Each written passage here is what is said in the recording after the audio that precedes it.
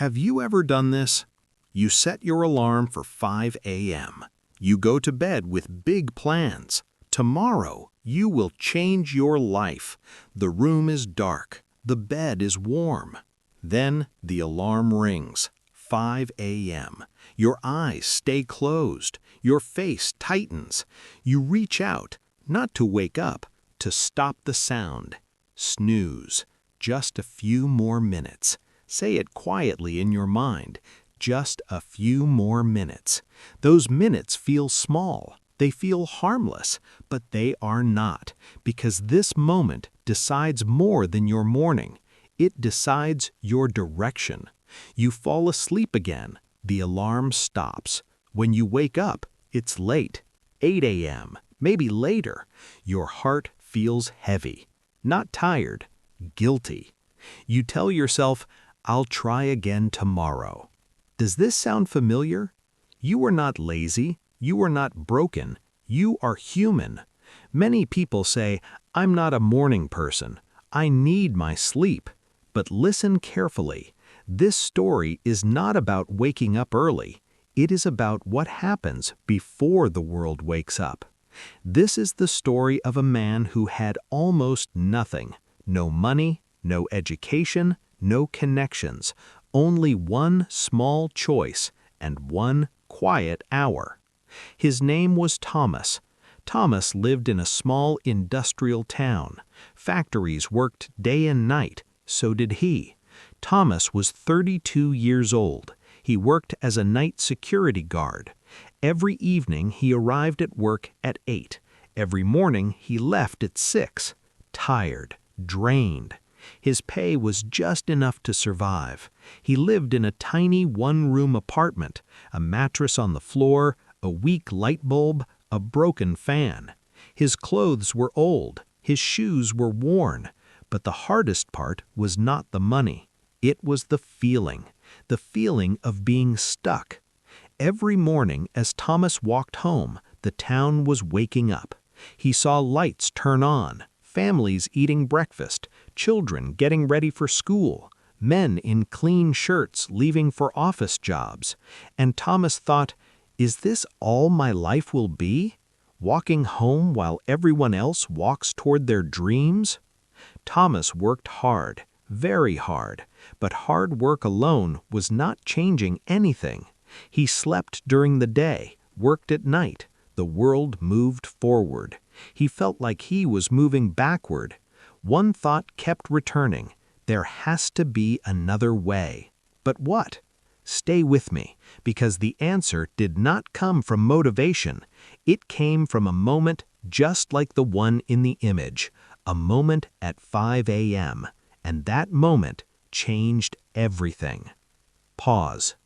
Breathe. We will continue in the next part. The days kept repeating. Night, work, morning, sleep. Again and again. Thomas walked the same roads, stood at the same gate, checked the same locks. Every night, the factory lights buzzed. Machines slept. He stayed awake. His body worked, but his life did not move. When the sun began to rise, Thomas walked home. The town was alive now. People stepped outside with fresh faces, coffee in hand, backpacks ready. Children laughed, parents hurried, and Thomas felt invisible. He wasn't angry at them. He wasn't jealous. He was tired. Tired of watching life from the outside. Some mornings he stopped walking. He stood still for a moment. He looked at the sky, soft colors, quiet air. And he thought, there has to be another way. But the answer never came. When he reached his room, he collapsed onto the mattress. The fan rattled, the light flickered. Sleep took him fast. Hours passed. The world moved forward. Thomas slept through it. One afternoon his phone rang. It was his mother. Her voice was gentle but weak. She asked him simple questions. Did you eat today? Are you taking care of yourself? Thomas answered yes, but he looked around the room, the empty cup, the cold food.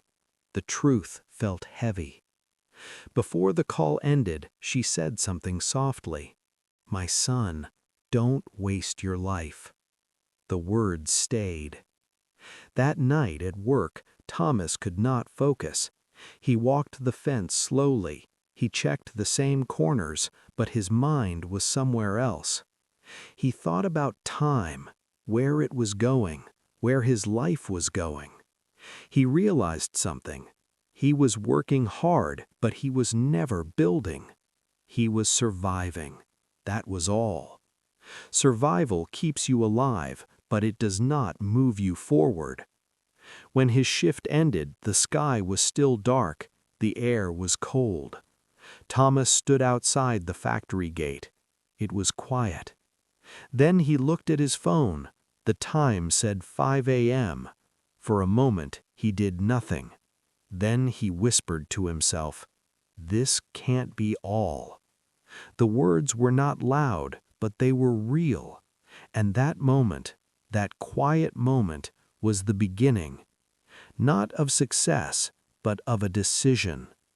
In the next part, something unexpected will happen. Not a miracle, a meeting, and one sentence that changes how Thomas sees time forever. Stay with me. We are just getting started. The bus arrived quietly. Thomas stepped inside and sat near the window. The city moved past him slowly. Streetlights faded. The sky grew lighter. Across from him sat a man, older, calm, well-dressed, not rich-looking, just steady. The man held a book, not scrolling, not rushing, reading. Thomas noticed the time, 6 a.m. He looked again at the man. Something felt strange. This man looked rested, peaceful. Thomas hesitated. Then he spoke. "Excuse me," he said softly. "Why are you up so early?"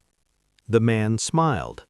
"I wake up at 4:30, he said. "This is my favorite time of day." Thomas was surprised. "Don't you feel tired?" The man shook his head. "No, I sleep early. I protect my mornings." They rode in silence for a moment. Then the man asked, "You work nights?" "Yes," Thomas said. "I sleep during the day." The man nodded slowly. "So you are awake when the world sleeps," he said, "and asleep when the world builds." The words landed deep. Thomas felt exposed. The man leaned forward. "Let me tell you something," he said. "The quiet hours of the morning are powerful." Thomas listened. "Between 5 and 7, the man continued, there are no distractions, no noise, no pressure. That is when you can build a new life." Thomas felt something move inside him. Hope. "But I'm tired," Thomas said. "I don't have energy." The man smiled gently. "You don't need energy," he said. "You need direction." He took out a small card. "If you are serious," he said, "call me." Thomas took the card. The bus stopped. The man stood up. "One more thing," he said. "Most people change nothing because comfort is easy." Then he stepped off. Thomas sat still. The card felt heavy in his hand. When he reached home, he didn't sleep right away. He sat on the mattress. The room was quiet. He looked at the clock. 5:30 a.m. For the first time, he didn't lie down.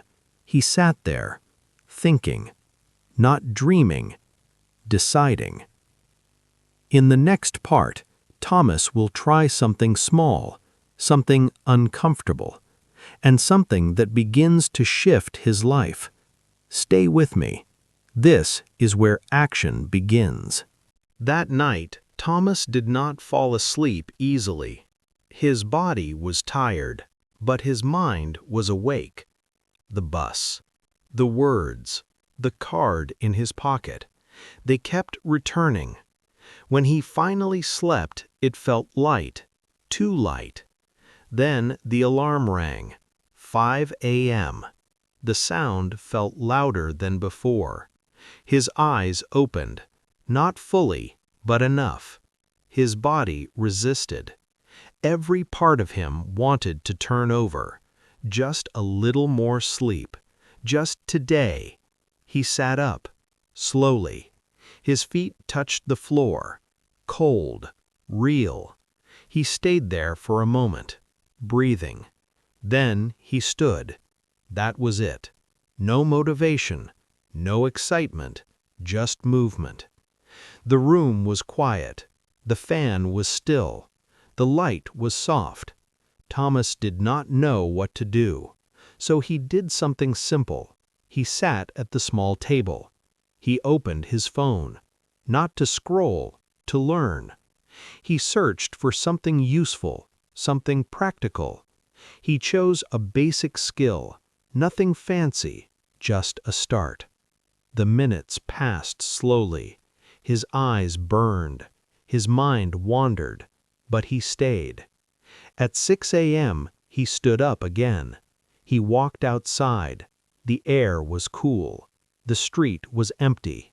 He walked without music, without distraction, just footsteps, just breath. For 30 minutes, he moved his body, not fast, not hard, just enough. When he returned, the sky was brighter. Something inside him felt different, small but real. Later that day, he felt tired, more tired than usual. But something else was there too, a quiet pride. He had kept a promise, not to the world, to himself. The next morning, it happened again. 5 a.m. The alarm rang. His body complained, but his feet remembered the floor. He sat up, again. This was not a transformation. This was repetition, uncomfortable repetition.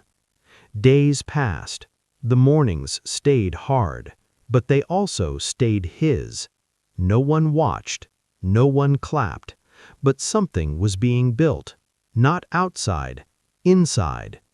In the next part, we will see what happens after the first week, when the body fights back and the mind begins to change.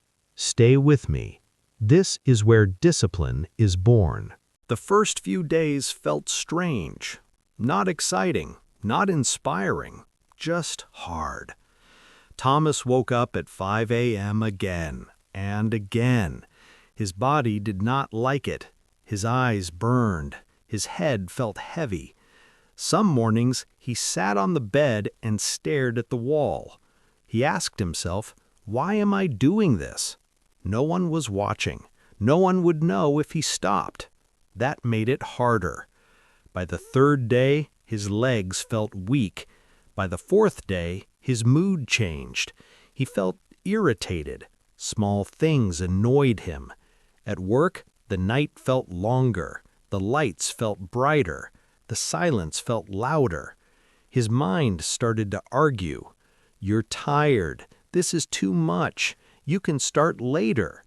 These thoughts felt reasonable. They sounded kind, but they were dangerous. Thomas remembered something. Change is not loud. Resistance is. Resistance shows up when something important begins.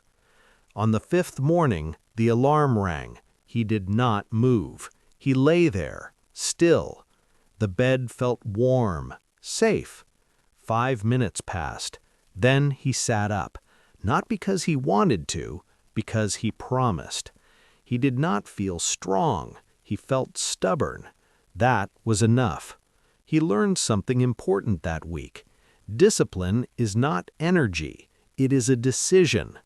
Some mornings he learned nothing new. He stared at the screen, read the same lines again, but he stayed. Some mornings his walk felt slow, his body complained, but his feet kept moving. That week did not change his life, not yet, but it changed something smaller, his self-respect. For the first time, Thomas trusted himself a little more. He said he would wake up, and he did. That mattered. At the end of the week, he was exhausted, but also calm. He was not proud, he was not excited, he was steady, and steady is powerful. In the next part, something shifts, not outside, inside, when repetition turns into rhythm. Stay with me. This is where habits begin to stick. Something strange happened around the third week. Not suddenly, not dramatically, quietly. One morning, the alarm rang at 5 a.m., and Thomas opened his eyes. No anger, no frustration, just awareness. His body still felt tired, but it did not fight him. He sat up, without thinking too much. That surprised him. For weeks, every morning felt like a battle. Now it felt familiar. Not easy, but normal. The room looked the same. The light felt softer. He noticed things he had not noticed before. The sound of the fan, the quiet outside, the calm before the day.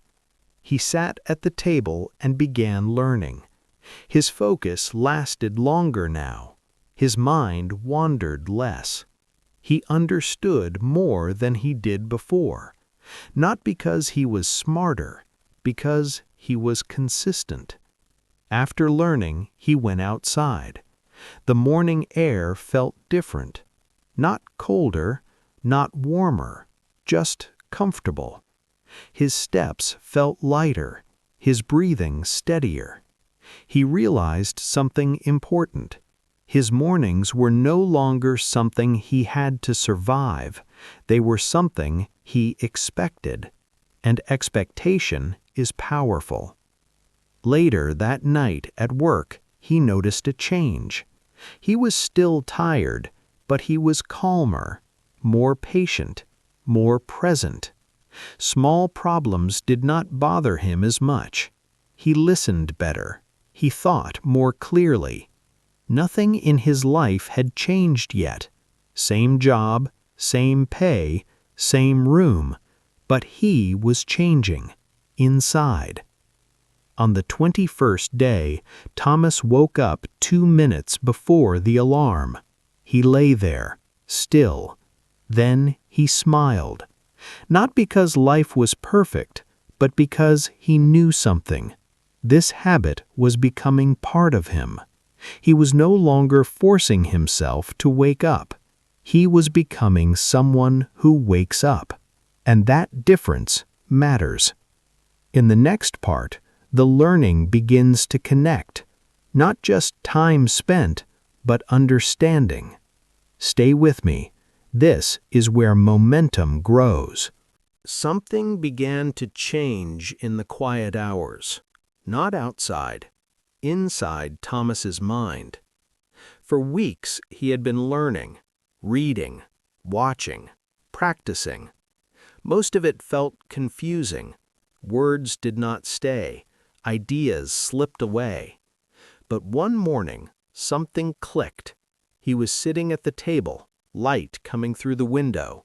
He read a line he had read many times before. This time, it made sense. Not perfectly, but enough. He paused. He read it again. Yes, that was it. A small smile appeared. This did not feel like motivation. It felt like understanding, and understanding changes things. After that morning, the learning felt different. He stopped rushing. He stopped trying to finish fast. He focused on one idea at a time, slowly, carefully. He wrote things down, simple notes, not to memorize, to remember. Mistakes still happened, confusion still came, but it no longer felt heavy. It felt temporary. That mattered. During his walks, his thoughts were clearer. He replayed ideas in his head, connected them. He was no longer just waking up early, he was using the time. At work, something else changed. When problems appeared, he paused. He thought. He did not react right away. His mind felt organized, not sharp, organized. That was new. One night, a small issue came up. Nothing serious, but usually it made him anxious. This time, he handled it calmly. He noticed the difference. No one else did, and that was okay. This part of the journey was not for applause, it was for growth. Thomas realized something important. Learning does not feel powerful at the beginning. It feels slow. But when it starts to connect, it stays. And what stays begins to shape who you become.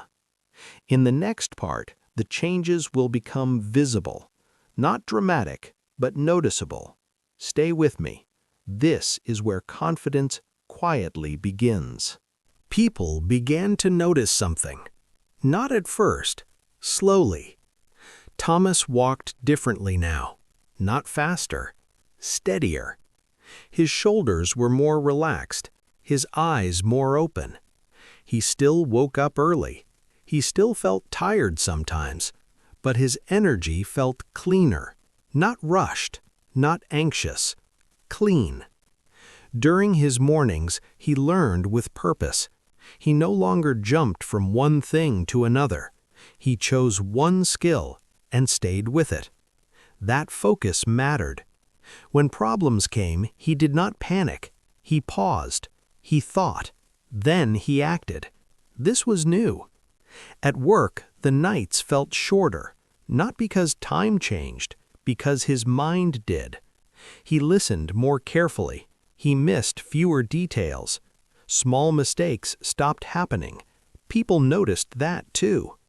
One night, a coworker said something simple. "You seem different lately." Thomas smiled. He didn't explain. Some changes don't need words. Even his walks felt different. He stood taller. His breath was deeper. The morning air felt familiar now, comforting. He realized something important. Confidence is not loud. It does not announce itself. It shows up quietly in how you stand, how you speak, how you decide. Thomas was becoming someone he trusted. That trust showed, not as pride, as calm. Weeks passed. Nothing dramatic happened, but everything felt lighter. His mornings were no longer about discipline. They were about identity. This is what I do. This is who I am. In the next part, Thomas will use what he has built, not in theory, in real life, and that will change everything. Stay with me. We are close now. The opportunity did not arrive loudly. There was no announcement, no big moment. It came quietly. One night at work, something small went wrong. Nothing serious, a routine issue. Normally, someone else handled it. This time, Thomas stepped in. He didn't rush. He didn't panic. He looked at the problem. He thought. Then he fixed it. Cleanly, efficiently. A supervisor noticed, not the action, the calm. Later that night, the supervisor asked a question. "How did you know what to do?" Thomas paused. Then he answered honestly. "I've been learning." That was all. No explanation, no story. Just truth. The next week, Thomas was asked to help again. Then again. Small things, simple tasks, but different from before. He was trusted. He felt it. One afternoon, he was called into a small office. Nothing formal, just a conversation. They asked about his mornings, his learning, what he was working toward. Thomas spoke slowly, clearly. He did not oversell. He did not promise big things. He just shared what he knew. The room felt quiet. Then one of them said, "We have an opening coming. Not now, soon. We think you could be ready." Thomas nodded. His heart moved, but he stayed calm. When he left the room, nothing had changed yet. Same job, same shift, but the path was visible now. For the first time, his effort had direction. That night, on his way home, the street looked the same, but he felt different. Not excited, certain. The work he had been doing in the quiet hours was finally being seen. In the next part, time will pass, the results will speak, and the story will come full circle. Stay with me. This is the moment everything begins to pay off. Time passed. Not in a rush, in quiet days. The opening came, and Thomas was ready. He moved to a new role, day shift, different responsibilities, more trust, more space to think. The money improved, not suddenly, but enough. Enough to breathe, enough to plan, enough to help his mother. He moved her closer, found better care, a safer place. Life became steadier, not perfect, but stable. And through all of it, one thing stayed the same. Thomas still woke up early, not because he had to, because he wanted to. Those quiet hours were no longer about escape, they were about growth, learning new things, planning ahead, taking care of himself. People sometimes asked him, "Why do you still wake up so early?" Thomas would smile. He never gave a long answer. He would say, "This is where my life changed." And that was enough. This story is not about 5 a.m. It is about ownership, about choosing a small habit and keeping it when no one is watching. That habit changed how Thomas thought, how he acted, how he trusted himself, and that trust changed his life. You do not need to wake up at 5, but you do need a quiet hour, an hour you protect, an hour you use to build something meaningful. If you give that hour your best, day after day, your life will move, slowly but surely, somewhere better. Your future is not built in big moments. It is built in small, repeated choices. One morning, 1 hour, one decision. The rest will follow. Please subscribe.